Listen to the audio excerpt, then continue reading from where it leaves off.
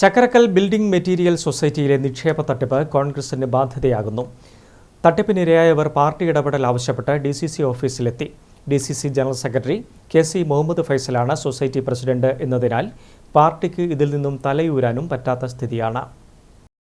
ചക്കരക്കല്ലിൽ കോൺഗ്രസിന്റെ നിയന്ത്രണത്തിൽ പ്രവർത്തിക്കുന്ന ജില്ലാ ബിൽഡിംഗ് മെറ്റീരിയൽ സൊസൈറ്റിയിൽ കോടികളുടെ ക്രമക്കേടും തട്ടിപ്പുമാണ് നടന്നത്.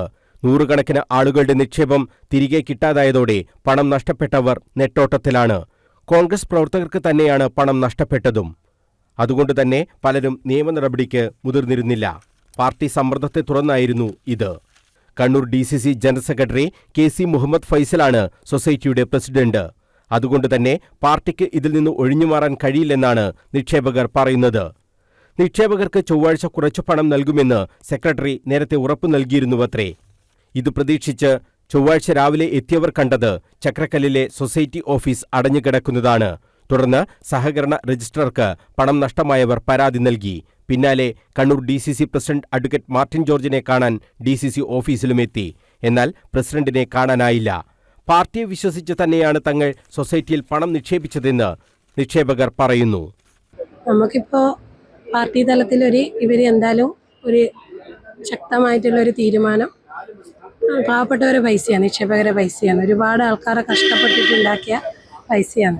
പാർട്ടീൻ്റെ അധീനതയിലുള്ള സ്ഥാപനമാണല്ലോ. പാർട്ടി DCCൻ്റെ അംഗവുമായ ഫൈസൽ മാഷാണ് ഇതിൻ്റെ പ്രസിഡന്റ് സ്ഥാനം നിർവഹിക്കുന്നത്. അന്നേരം അയാളും കൂടിയുള്ള ഒരു സ്ഥാപനമാകുമ്പോൾ പാർട്ടി എന്തായാലും ഇടപെടണമല്ലോ. ഡയറക്റ്റായിട്ട് പാർട്ടി എന്തെങ്കിലും അതിനൊരു അനുകൂലമായിട്ടുള്ളൊരു ഡിസിഷൻ എടുക്കണ്ടേ. വിശ്വാസവഞ്ചനയാണ് സൊസൈറ്റിയുടെ ഭാഗത്തുനിന്ന് ഉണ്ടായതെന്നും നിക്ഷേപകർ പറഞ്ഞു.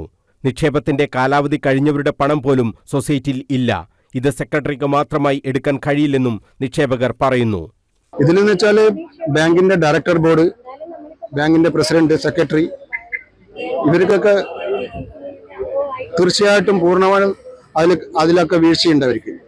അവർ പ്രോപ്പർ അത് ഹാൻഡിൽ ചെയ്താണെങ്കിൽ ഇന്ന് ഈ സ്ഥിതി വരില്ലായിരുന്നു. ഒരിക്കലും സെക്രട്ടറിക്ക് മാത്രം ഒരു ബാങ്കിൽ ഒന്നും ചെയ്യാൻ പറ്റില്ല. ബാങ്കിൽ ഒരിക്കലും സെക്രട്ടറിക്ക് മാത്രം ഒന്നും ചെയ്യാൻ പറ്റില്ല.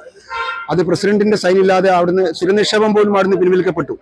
അത് സെക്രട്ടറി ഒരാൾ വിചാരിച്ചാൽ പറ്റില്ല. ഡയറക്ടർ ബോർഡും പ്രസിഡന്റും അവര് അതിൽ സൈൻ ചെയ്ത് കഴിഞ്ഞാൽ അതിപ്പം മുന്നിൽ കാണുന്നത് അങ്ങനെയല്ലേ.